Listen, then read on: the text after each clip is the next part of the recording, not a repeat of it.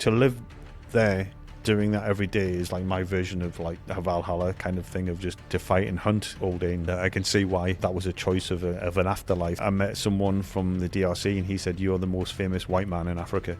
Are you really? And he said, "You are like a hero. You know, people can make good life choices tend to make bad warriors." Some of the best warriors are completely dysfunctional in society. Turns out the room's the Oval Office. Turns out the room is the actual Oval Office. and yours truly here doesn't know it's the Oval Office.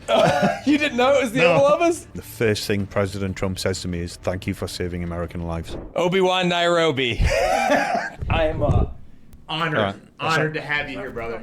I appreciate you taking the time, brother. I'm just kidding, by the way. This is actually Christian Craighead. I'm sure many of you have probably seen him around the interwebs and read articles probably about him. Sir, I appreciate you taking the time out of your busy schedule to come here and sit down with me and chat, because I've been looking forward to sitting down and talking with you about some of your adventures for a little while, because you've had a very unique, interesting life, and you've had a lot of experiences that a lot of people read about, and they're like, "Man, is this dude a real person?" Like this, like the stuff that this guy has done is like, you know, tales that people are going to tell around the campfire for years and years to come. You know what I mean? So it's a real honor to be able to sit down with you and talk to you, chat with you about stuff.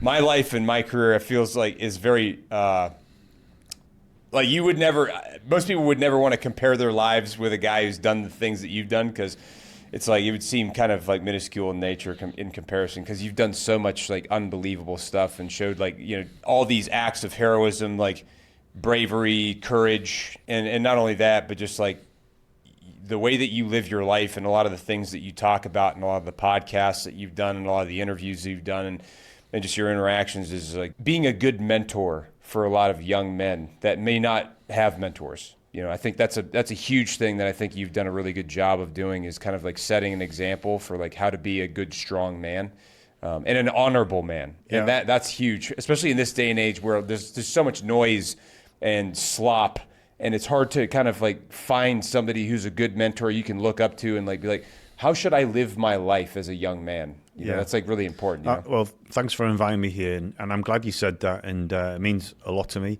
I mean, we're going to go back and forward for different times, but one thing why I'm pleased to hear that was, you know, the event what happened that most people know about in 2019, that put me in a place where I wasn't heading for.